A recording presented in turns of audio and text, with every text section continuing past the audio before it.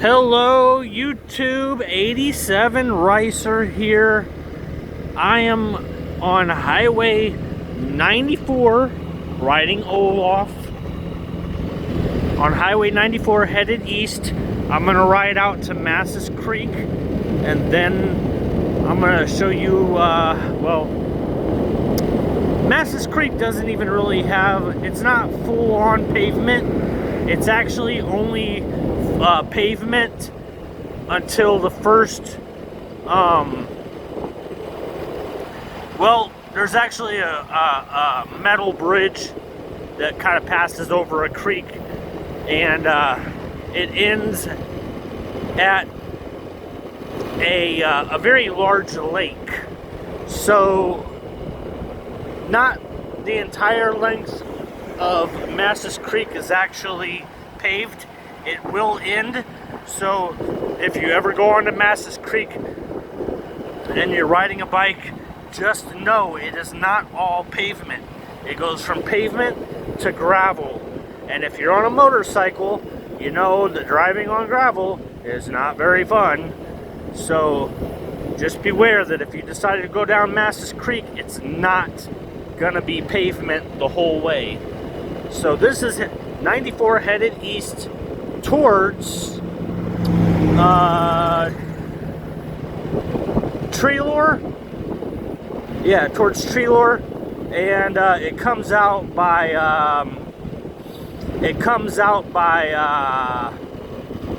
well, once you get to Treelor, then it comes out by good Lord, what the heck is the name of the town? My buddy lives out in the town that it comes out just a little ways outside of Washington, Missouri. For the life of me, I can't come up with the name of the town that the road it comes up to. But anyway, I'm only gonna go not even a full length of this road. That's me. That shadow right there. Oh yeah. So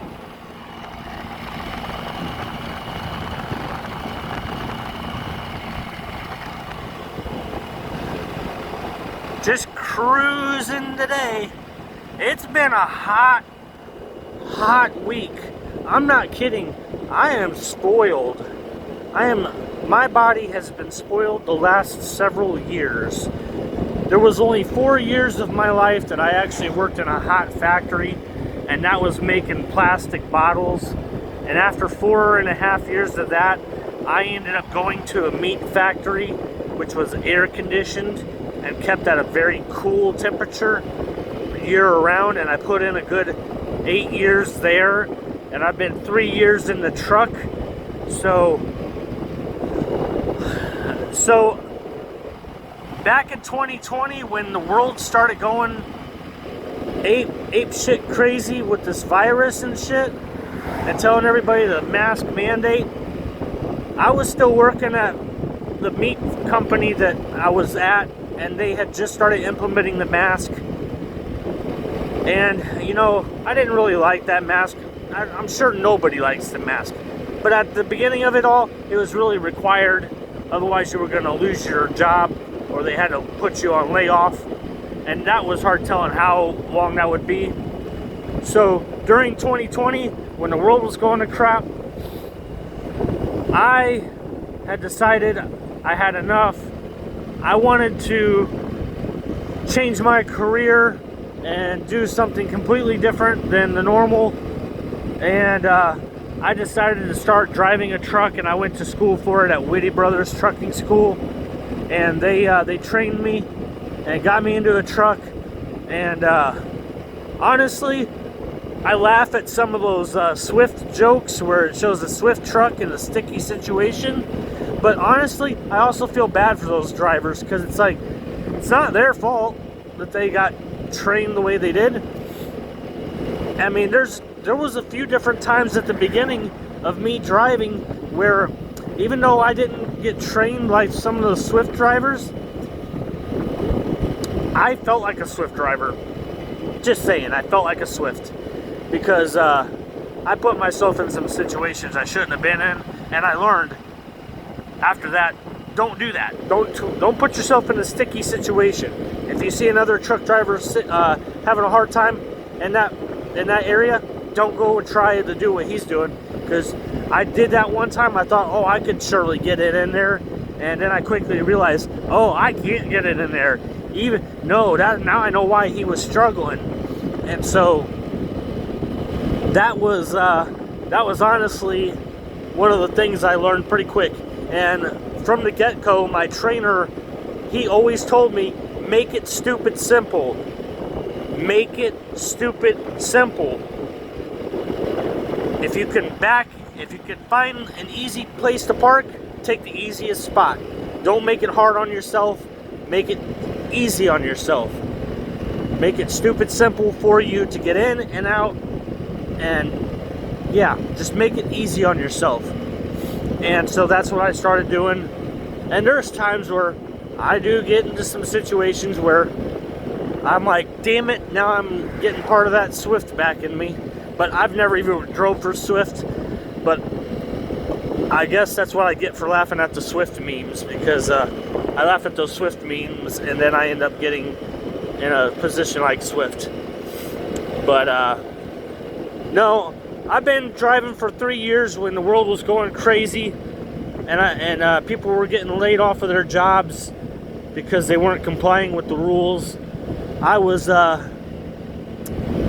could have been one of them many people who got put at home and quarantined for 2 or 3 weeks, whatever it was, and not getting paid for it. I could have been just like everybody else that was having that problem, but instead I was driving a truck, I was making money, and honestly, I'm going to be very frank with you. Up northeast, they were very strict about that mask. I mean, they were strict about it. There was a lot of places that were. And they started easing off on having the mask mandates at places. But to be honest with you people, they're starting to bring it back. They're going to implement the mask mandate again. It's going to happen because they're going to, that year 2020, they were just testing to see who all they could control, and a lot of people gave in and let them control them, and they went and got the vaccination and wore the mask, and the other people that didn't do it, that said no, we're not doing it, and those people, you know, the people that were doing it were, you know, they were pointing fingers at the people who weren't. And you know, honestly, you know, they think that we're gonna forget after 2 years of like slowly letting up on that mask mandate, and now they're bringing that shit back, and they will. It'll get to that point again. It's already happening. There are some places that still require you to wear a mask, and you think the government's going to talk about that? Those places saying that it's still required? No, they're not going to say anything. They're going to make themselves look good. But to be honest with you people, they're bringing that back. It's going to happen again. The next thing to go is cash money. They're going to try to find a way to get rid of cash money. A lot of the places that I go to that you have to pay what we would call a lumper. A lot of those places, they don't do cash. They do strictly by app and by digital payment. And I mean, that's just the way the system is going nowadays. And they're gonna try to find a way to get rid of cash, because once they get rid of cash, that's when the system's really in play. I mean, they're going to give you a grace period where they allow you to exchange cash for a certain amount of credit on your app or in your account by way of like a credit system, you know, a social credit society, stuff like that. they're going to be like, oh, we'll give you this much money in credit if you exchange your cash.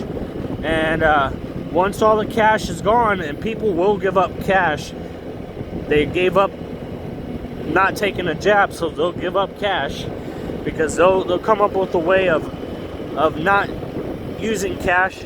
It happened at the beginning of 2020 when they said, sorry, we do not accept cash, no cash at this time, we are out of money. They were testing the waters then, and they're gonna push it even harder on the next go round, and it will happen. I see it already. So next go round is gonna be a little bit more stricter on things, and shit's gonna hit the fan very quickly. I don't know how it's gonna come about, but they're gonna come up with something. Now, this is Boy Scout, or not Boy Scout, this is Massas Creek. I just turned on to Massas Creek. So, I'm just talking, thinking, saying what I'm thinking. It's, this world, 2020 was just a testing deal. The next time, they're gonna push harder. Are gonna restrict people who say no. They're gonna choke out the people who reject everything. A lot of people are already going into, a lot of people are already signing up for the system. Some people across other countries already have chips in their hand or chips in their skin to pay for things. And the way it's going to be is if you don't have some kind of non-cash way of paying, you're not going to be able to buy anything. They're not going to allow you to. And even when it comes to health and taking care of like health payments, you know back in 2020 when they were giving everybody like a $1,200 check, and then they gave everybody like a $900 check. Well, they're gonna do that again, but instead of sending you a form of a check in the mail, they're only gonna give it to you on like some kind of app or something. They're not gonna give it to you in the form of a check anymore. They're gonna make you sign up for like an app, and then the only way you're gonna get that money is if you sign up for it voluntarily. Then they'll give you some money by way of digital cash, and digital cash is just numbers on a screen. That's all it will ever be, just numbers on a screen. All they got to do is push a certain button, and all those numbers that you think you got will be gone. It could say they could say, oh, you got, I'm just gonna throw a number out there. They could say, oh, you got $5,000 saved up in your account. They could wipe that empty. They could wipe it empty, and then what do you got? If you're nothing but the cashless, then you don't got anything. They wiped it all out. So if you got cash on you, cash is always going to be king, people. Don't let them try to rule that. Don't let them try to rule it, and don't let them bullshit you by telling you that gold and silver is not worth anything. That's bullshit. If gold and silver wasn't worth anything, why would they have trillions, and I mean trillions of dollars, by lock and key in a vault up in like New York City area? Why would they have trillions of dollars worth of gold bars in lock and key in a safe, in a vault that nobody can get into, that they make it very, very hard for anybody to get into? Why would they do that if it wasn't worth anything? They know damn good and well that gold is worth a lot of money, and in the end, gold is always going to come out ahead. Silver's going to be right there next to it, and maybe cash will be gone by then. Maybe it won't be worth anything, but gold and silver is going to be where it's at. And don't let them tell you otherwise. Don't let them convince you otherwise, because whoever has the most gold, that's who's going to be in charge of things. And honestly, I want to say that the USA has the most gold in stock. I honestly want to say that. I don't know about every other country, but I have to say that the USA is the highest in gold accumulation. So that would make us the richest country in the world, in my personal opinion. I'm not debating on what side of the way you believe, Democrat or Republican. I'm not saying that. I'm just saying that regardless of what side you're on, both sides have their issues, and it's never going to be, neither one's going to be good or better than the other one. I just know that my heart feels like there's definitely going to be something going on, and it's coming during our lifetime, and we got kids to watch out for. And this government that we have right now is they're trying to teach our kids the new ways, and because they're not going after people like me, and they're not going after people of my age. Some of them, yeah, but not all of them, because some people my age and older already know that we're not gonna tolerate that stuff. But there's other people that are my age and older that don't understand what's going on, and that's the kind. Those are who they're targeting. People that don't comprehend what's going on. But something is gonna go down. So back there was the end of this pavement road. It's all gravel. So yeah, like I said, I'm just rambling. I'm expressing how I'm feeling. I know that there's things going on. I could sense it a long time ago. But we have a whole group of people who they're going to give up what they have. They're going to take it up the ass.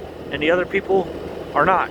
And the ones that take it up the ass are the ones who are going to be the ones to call out the people who aren't doing what they're doing. They're going to be like, oh, it's all your fault. You're not following. You're not helping. You're not contributing to helping. And they're going to use people who have high status, like high fame, notoriety. They're going to use those people to convince you.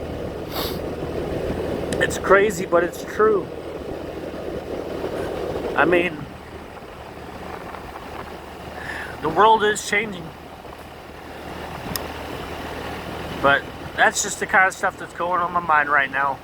I just know it's going to happen, and I'm not thrilled of it.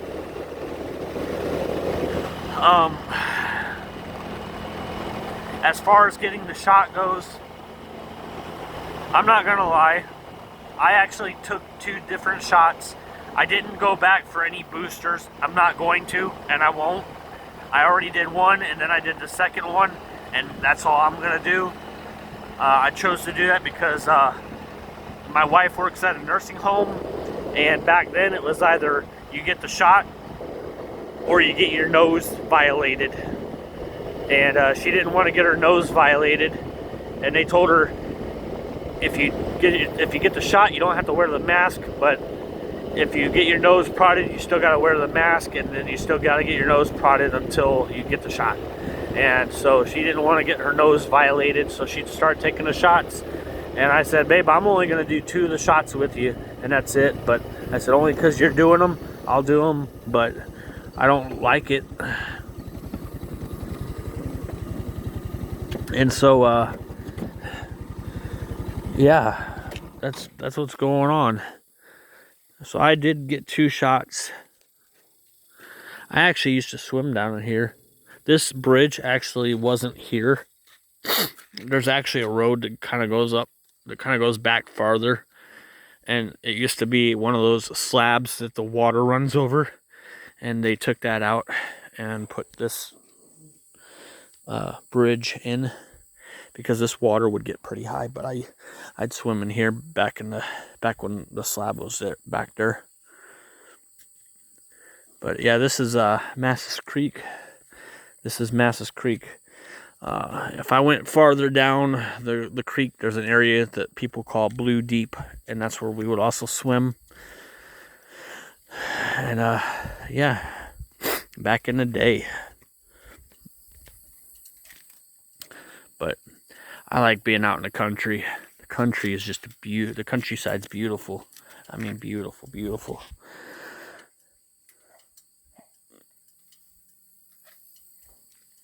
It's peaceful out here, quiet. You don't got the sound of cars from the city, traffic, sirens. It's just peaceful.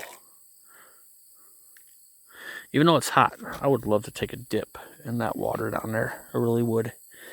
It looks so inviting. But I won't take a dip, even though I should.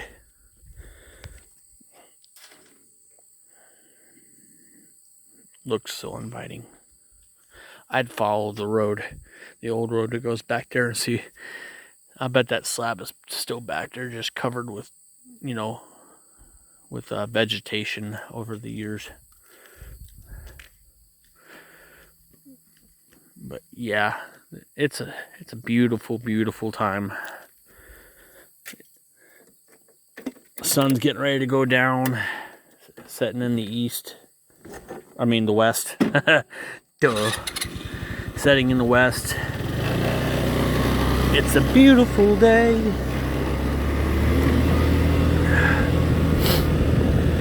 So there's the old road, the old gravel road. That's part of the old gravel road there too. Now see, this all used to be gravel. It all used to be gravel road. It was never paved until they finally paved it. But man, it's a gorgeous day. Gorgeous evening. Still hot, but gorgeous.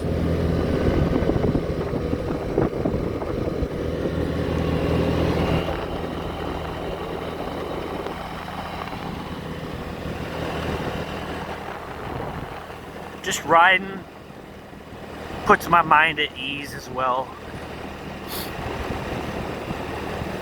It's just a relaxing way. It's a very relaxing time. You really have to ride two wheels to understand. Like, the people who don't ride motorcycles, they won't understand unless they are actually on two wheels. Then they understand.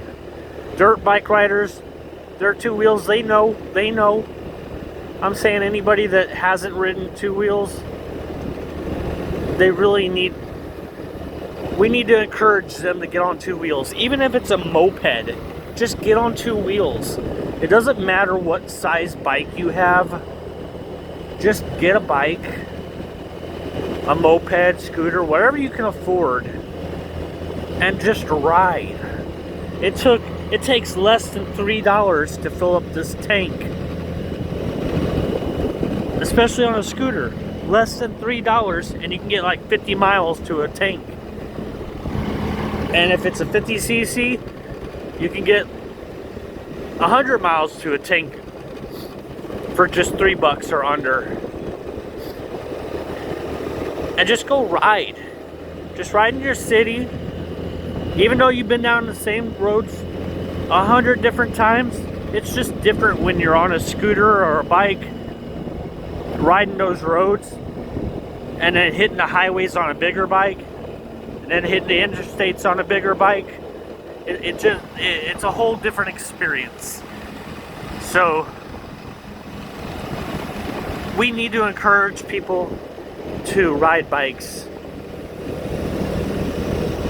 because they're never gonna know what it's like unless they get on them. They just won't. They'll always have a fear. So start off small if you're afraid, and then work your way up. Just work your way up to a bigger bike as you progress and as you get comfortable. And that's really all you gotta do. Just get comfortable on the bike that you're on, and then move on up from there. I mean, whenever I first started on a Honda Rebel 250. That was my first bike, and I still go back to the 250s. I still ride 250s because I love them. I absolutely love the Honda Rebel 250. First bike I learned to ride on, After that, I went to a 650, and after I realized I could handle the 650, I knew I could start handling bigger bikes. I could start handling them, and so I moved up at my own pace. And you always have to ride at your own pace.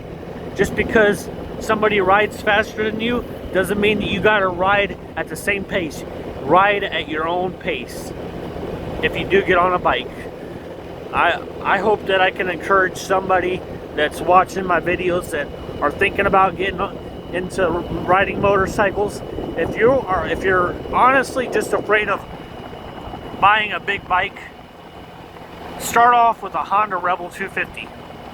That's the most smallest bike, easiest bike to work on, parts readily available to fix it if something happens. Or start off on a scooter and just learn. Just get yourself adapted to riding and keeping your balance and going into turns, and just learn. Take it all in. It's fun. It's a very fun experience. That's all I can say. I mean, so if you have a bike and all you're doing is sitting there looking at it, thinking, if I jump on it right now and I start riding, I'm probably going to wreck it. To be honest with you, some people wreck, some people don't. They say it's just a matter of time. I guarantee you, I'm going to be honest with you. I've wrecked way more times on my mopeds than I have on my motorcycles. And I guess because the more times I've wrecked on my motorcycles have made it to where, the more times I've wrecked on my mopeds, I've learned if I'm going to ride my motorcycles, I need to be very, very cautious. Because on your mopeds, you get to a certain confidence level, you stop respecting the ability of your moped, and when you wreck at any high speed, it's still going to leave you road rash. And I've had that happen on these mopeds because I was overconfident on them, and so it reminded me, hey, you better have some respect for me after I got some road rash from it. So